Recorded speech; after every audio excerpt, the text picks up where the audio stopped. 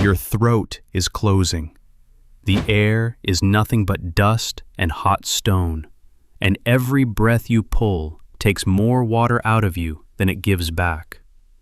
You are standing at the edge of a lake, except there is no lake, just white, cracked earth curling up in plates, running flat to a horizon that shimmers and lies. You know about Toba, the supervolcano, the long winter that almost ended us. Nobody ever tells you what came first. No eruption, no flood, no single day you could ever point to. Just a silence, the slow disappearance of everything. The water, the herds, the green.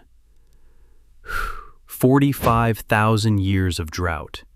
The entire human species gets squeezed down to a few hundred people clinging to one cold strip of rock. They should not have survived it. They did. And what they did next is the reason you are alive to hear this. Rewind. The same land is green. Rivers braid across the grass, heavy with fish.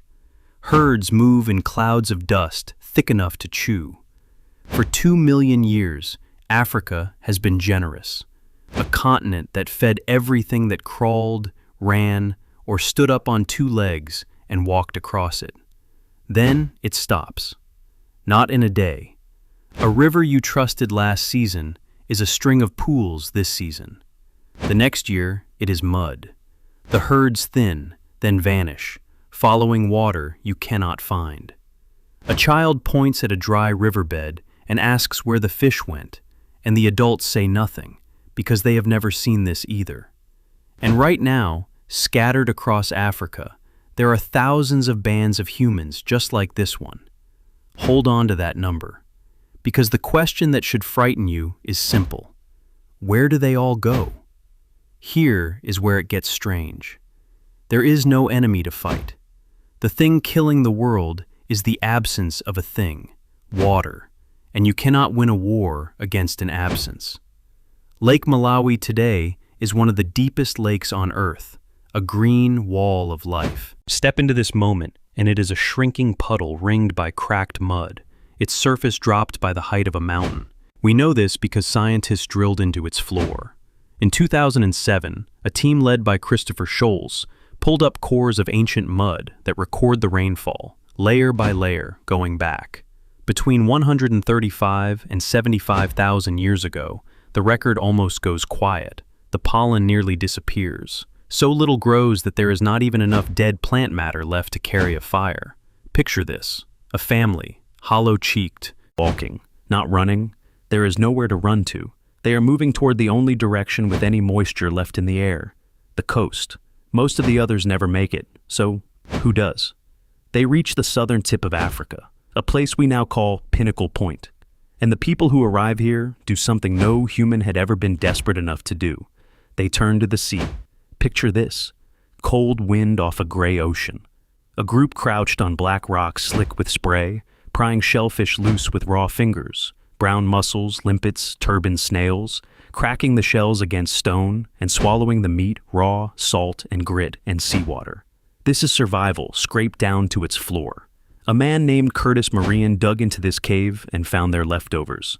A layer of crushed shell 40 centimeters thick, the fossilized remains of thousands upon thousands of meals. They ate so many mussels they paved the ground with them, and the ocean does not give freely. The richest beds only surface at spring tide when the sea pulls back farthest, which means these starving people are reading the moon, keeping a calendar in their heads just to eat. Now, hold this number. The whole human species may have dropped to a few hundred breeding adults. Everyone. The entire future of humanity could fit comfortably inside a medium-sized music festival. One bad season from nothing at all. And here is the part that should break you. In the same dirt, the same starving layers, Marion found ochre, red pigment ground for symbols. They were making art while they ate raw shellfish to stay alive. Now, sit with the length of this. This is not a bad year, not a bad decade. The droughts grind on, off and on, for 45,000 years.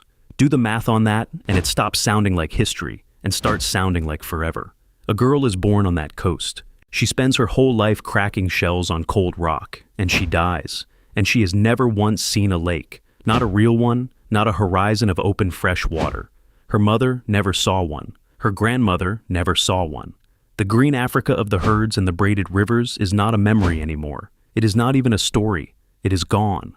Generation after generation is born into a dying world, learns the moon and the tides and the shellfish, and hands that knowledge down like an heirloom because it is the only thing standing between the species and zero. Everywhere else, the scattered bands are gone. This thin strip of rock is the entire human story now. The needle that refuses to break. And then, slowly, without warning, something shifts. Around 70,000 years ago, the rains come back. The rivers refill, the grass returns, and the herds return with it. And the coast, the cradle, the prison, is no longer the only place a human can survive. So they leave. They walk back up into a healing continent, carrying the moon calendars and the symbols and the sheer stubbornness that kept them breathing. And humans being humans, they do not stop at surviving. They keep walking out of Africa, across every horizon, into every empty corner of the planet. Here is what that means, and it is not a figure of speech. Every person alive today, you, everyone you have ever loved, all 8 billion of us, descends from the few hundred who held on to the cold shoreline. No other line made it through. The drought did not break us. It chose us. You carry them with you still. The patience to outlast a long darkness, the pull toward water, the strange, stubborn need to make something beautiful even while you are starving. All of it was written into you on that coast. But there is one more ancient silence, even larger than this one. The winter that came after. If you want to stand inside that one next, subscribe, and that is exactly where we will go.